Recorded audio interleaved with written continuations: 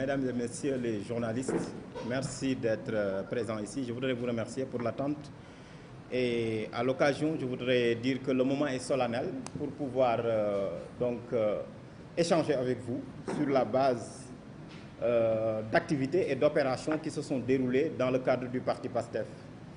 Et à ce niveau, vous connaissez donc qu'en réalité, le parti PASTEF a fait une refonte totale de ses statuts. C'est ce qui a vu naître la haute autorité de régulation du parti PASTEF en termes de convergence et de standards de fonctionnement des partis politiques. Et c'est à ce niveau qu'on est là pour pouvoir donc partager avec vous la déclaration et la décision prise par la haute autorité concernant le candidat du parti à l'élection présidentielle du 25 février 2024. D'abord, je vais commencer par lire la déclaration. Et pour vous dire donc la solennité, on lit une déclaration, ensuite on va donc lire la décision qu'a prise la haute autorité de régulation. Je rappelle que les décisions de la haute autorité sont insusceptibles de recours, c'est l'article 23 des statuts du parti. La haute autorité, elle est composée de 5 membres. Les 2 membres ne sont pas membres du parti, dont le président. Les 3 sont membres du parti. Parmi les membres, il y a moi-même, Mohamedou Ngouda, enseignant-chercheur de droit public à l'université Cheikh Anta Diop de Dakar. Il y a Dr Salif Sané, qui n'est pas membre aussi du parti. Il y a Mme Fatimata Sira Sarr, qui est membre. Il y a Baïnias, qui est membre. Et il y a Maître Ngagne Demba Touré. Donc je m'en vais vous lire la déclaration. Déclaration de la haute autorité de régulation de PASTEF. La haute autorité de PASTEF a reçu les procès-verbaux de désignation du candidat du parti PASTEF à l'élection présidentielle du 25 février 2024, provenant des différentes structures départementales du parti et de la diaspora. En raison de l'indisponibilité de certains responsables actuellement détenus en prison, certaines coordinations d'ailleurs n'ont pu se réunir à temps et se sont retrouvées fort clos ou ont vu même leurs procès-verbaux déclarés irrecevables. Dans les 46 départements du Sénégal et les 8 circonscriptions électorales de la diaspora regroupant 45 pays où PASTEF est présent, les procès-verbaux ont fait l'objet d'un triple contrôle et ont donné lieu à toutes les vérifications nécessaires.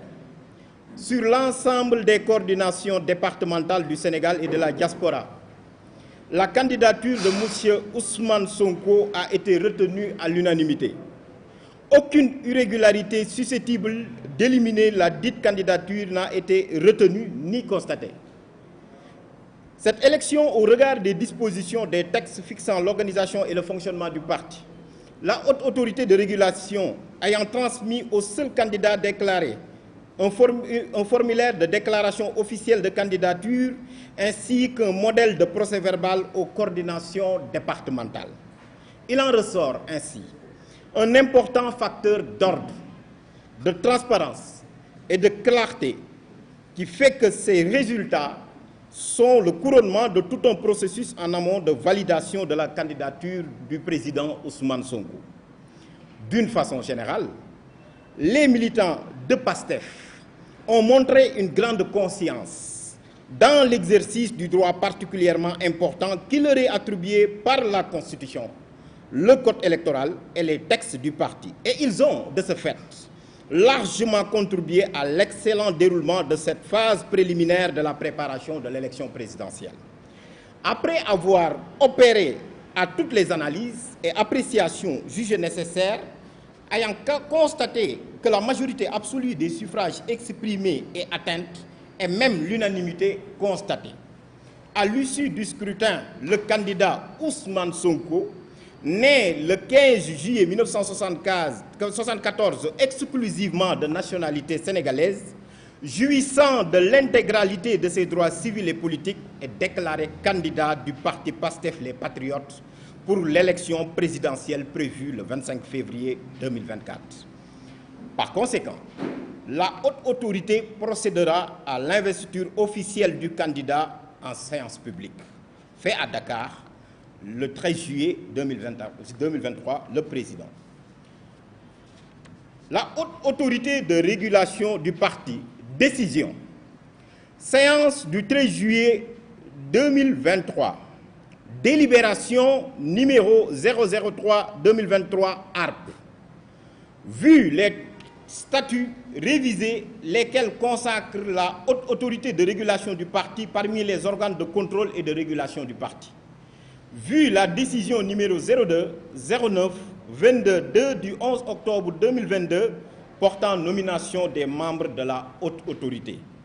Vu les statuts révisés du parti en ses articles 23 et 31. Vu la décision numéro 01-2023 de la haute autorité portant modalité de désignation du candidat du parti à l'élection présidentielle du 25 février 2024. Vu la lettre en date du 5 juillet 2023 du secrétaire général du parti aux fins de superviser le processus d'investiture du candidat du parti en vue de l'élection présidentielle du 25 février 2024. Vu la déclaration de candidature du président Ousmane Sonko en date du 5 juillet adressée à la ARP. Vu la décision 02-2023 de la ARP portant mise en place d'un dispositif de contrôle du processus de désignation du candidat du parti à l'élection présidentielle du 25 février 2024.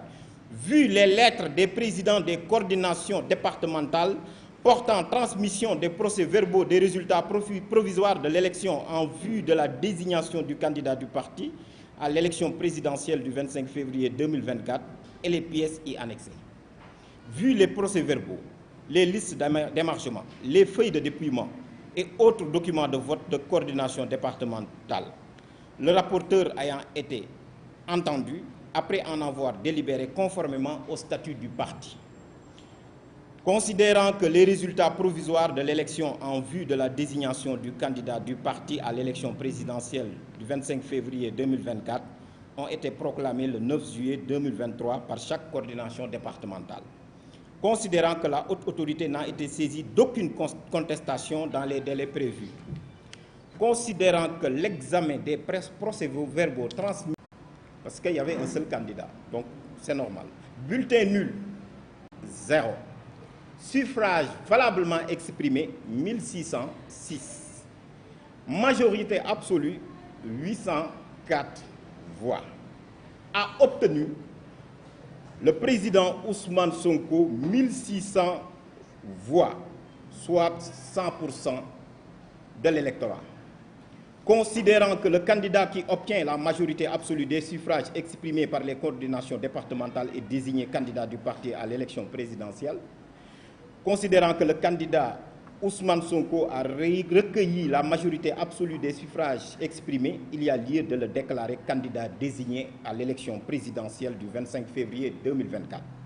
En conséquence, la haute autorité décide, article 1er, le président Ousmane Sonko, né le 15 juillet 1974 à Thiès, exclusivement de nationalité sénégalaise, jouissant intégralement de ses droits civils et politiques, est désigné candidat du parti PASTEF les Patriotes à l'élection présidentielle du 25 février 2024. Article 2. Monsieur le Président Ousmane Sonko sera officiellement investi en séance publique. Article 3. La présente décision sera publiée par le secrétariat général du parti. Cette délibération est adoptée à l'unanimité des voix des membres composant la haute autorité. Membres en exercice 5, quorum 3, membres présents 5, Monsieur Mohamedou Ngoudembou, président, Madame Fatima Sirassar, membre, Docteur Mamadou Salif Sané, membre, Monsieur Baïnias, membre, Maître Ngagne Demba Touré, membre. Fait à Dakar le 13 juillet 2023. Le président de la haute autorité de régulation du parti, Mohamedou Ngoudembou. Je vous remercie. Voilà, je peux le faire en wolof si vous voulez aussi. Waaw mbokk yi dañu leen di gërëm di leen sant ci xaar bi waaye dafay loo xam ni mënul woon a ñàkk parce que daf fi am loo xam ni gan la fi lii nga xamante ni nii mooy parti bi di PASTEF dafa soppi doxilinam ni mu ko soppee mooy constitution bu Sénégal ci 2016 dafa indi ne parti politique yi kat am nañ lu ñuy soppeekoo ñoom ñu méngoog loolu raxas seeni texte indi bànqaas bu bees boo xamante ne moo leen di saytu ñu ne nag bànqaas boobu ki koy jiite wala ñaar ñi ci nekk te bokkuñu ci ñooñu bokkuñu seen parti mais ki koy jiite du bokk seen parti mais ñett ñi ci parti bi la ñuy bokk ñu ni bànqaas boobu noonu lépp luy élection ci parti bi moo koy saytu ñu ni dañu bëgg ñu defal leen des arbitrages démocratiques ci kaw loolu xam ngeen ni élection présidentielle jàpp nañ ko 25 février 2024 donc parti bii di PASTEF dafa bëgg dem ci joŋante yooyu pour mu dem ci nag il faut mu am candidat am ci loolu nag dafa waroon a organiser ay élections te pour ñu organiser élection boobu noonu kenn rek moo ko mun a saytu muy la haute autorité moom rek moo mun a aussi joxe baat parce que bu décider bu dogalee ñëpp dañ ciy tënku ci loolu ci la ñu organiser élection bi ba mu jur lu mu jur ma bëgg leen koo tënkal bi ci njëkk mooy dañuy wax ne déclaration la ñu bëgg a def lu tax ñu bëgg ko def mooy dañu bëgg a wax ne kat lii di parti PASTEF organiser na donc li nga xamante ne mooy ki nga xamante ne candidat bu war a doon partem bu fa war a nekk pour mën ko taxawal maanaam ki nga xamante ne moom la bëgg a ngeem ci loolu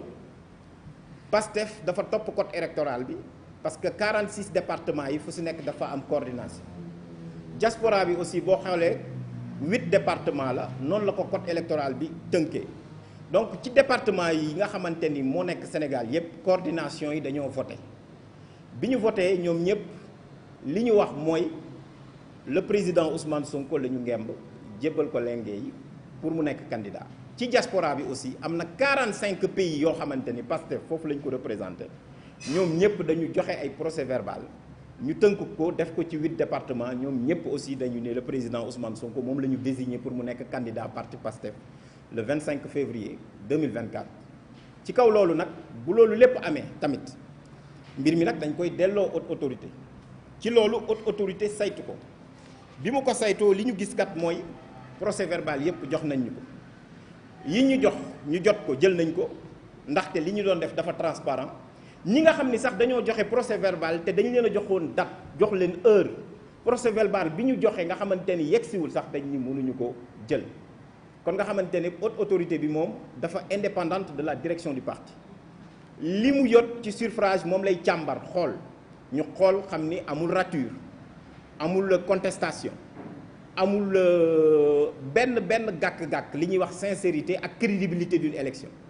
ci loolu ñu xam ni kat xool def suñu enquête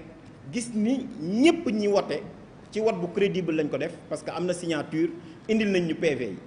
bi ñu xoolee loolu xool nañ ni ci coordination yépp le président Ousmane Sonko moom la ñu voteel parce que bu ñu fàtte ni benn candidat rek moo amoon muy benn candidature muy le président Ousmane Sonko ñi nga xamoon amoon nañ ko ci ay électeurs 1606 la ci 1606 yooyu ñëpp a voté bi ñëpp voté aussi kenn voté wu ci bulletin blanc ci Sénégal bu ngeen xoolee PASTEF dafa transparent parce que même haute autorité dafay exiger loolu maanaam élection bu am benn candidat rek ci la ñuy mën a tegee bulletin blanc au Sénégal à côté mais su amee ñaari candidat rek bulletin blanc du am donc bi mu amee bulletin blanc boobu kenn jëlu ko bulletin nul aussi amul maanaam mun na bañ a baax nga ñëw nga dugal ñaari kii wala PV bi am rature wala dara wala quelque chose comme ça donc loolu dañ ko teg de côté parce que 0 bulletin blanc donc bi ñu ñëwee ñu am suffrage valablement exprimé ni ñu koy jàngale man bi koy jàngale sax ak étudiants yi même bu ñu koy wax dafa yomb yéen ñi journalistes yi yéen sax yéen a koy jàngal nit ñi parfois jour élection bu amee suffrage valablement exprimé avec nombre de votants la moins bulletin nul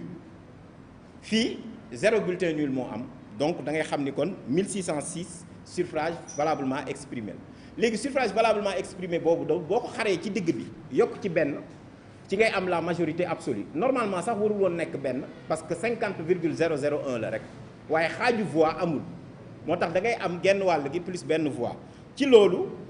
bi ñu constaté ci la ñu xam ne kii di président Ousmane Sonko matal na loolu